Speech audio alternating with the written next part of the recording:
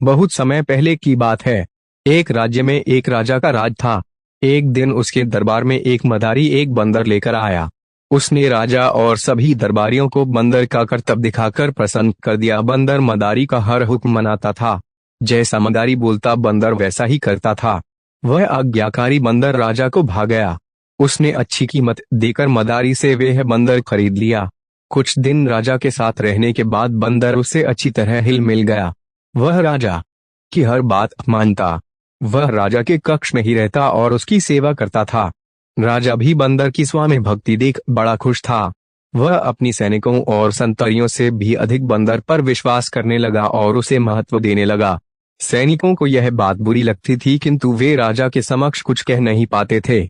एक दोपहर की बात है। राजा अपने शयन कक्ष में आराम कर रहा था। बंदर पास ही खड़ा पंखा झल रहा था। कुछ देर में राजा गहरी नींद में सो गया।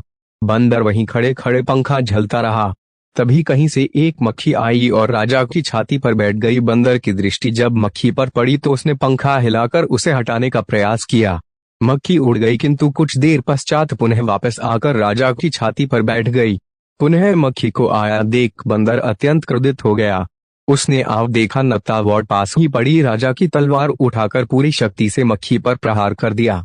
मक्खी तो उड़ गई, किंतु तलवार के जोरदार प्रहार से राजा की छाती दो टुकड़े हो गई और राजा के प्राण पखेरु उड़ गए। सीख, मूर्ख मित्र से अधिक बुद्धिमान शत्रु को तरजीह दी जानी चाहिए।